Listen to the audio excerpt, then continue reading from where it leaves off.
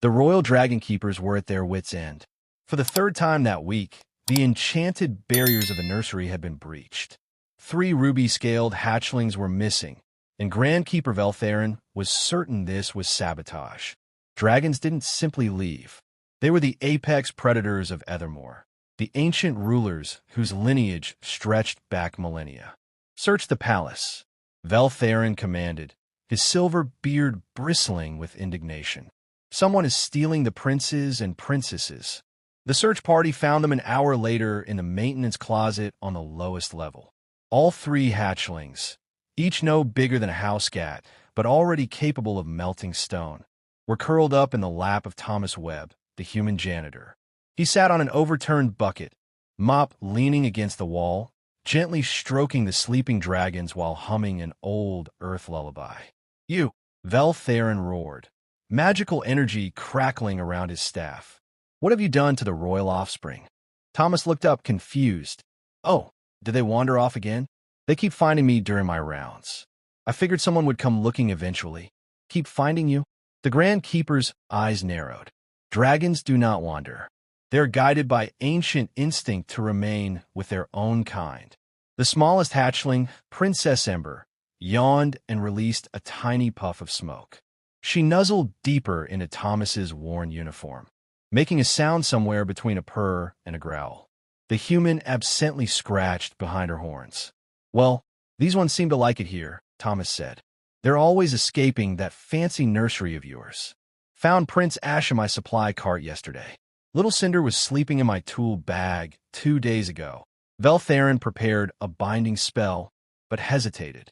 The hatchlings looked content, more than content. They looked peaceful in a way he'd never seen. The royal nursery had every comfort. Heated stones from the Fire Mountains, enchanted mobiles, the finest cuts of meat, dozens of attendants trained in dragon care.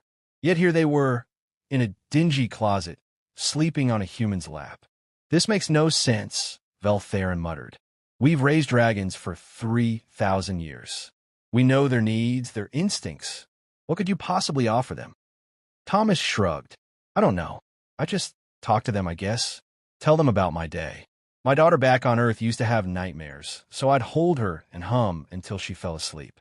These little ones seem to like it." Preposterous. Dragons are not human children. "No," Thomas agreed, "but maybe they're still children." That night, Veltherin installed additional wards on the nursery. By morning, 4 hatchlings had escaped. All 4 were found in Thomas's quarters, piled on his bed while he slept in a chair beside them, one hand resting protectively on the nearest dragon. The Grand Keeper consulted the ancient texts, searched through forgotten prophecies, and finally, reluctantly, observed Thomas during his work. What he saw was unremarkable. The human cleaned floors, emptied waste bins, and maintained the palace's less glamorous areas. But whenever he encountered a hatchling, he stopped. He'd sit down, no matter how busy he was. He'd speak softly, not with the formal liturgies of dragon keeping, but with simple warmth. "Hey there, little one. Rough day. I get it.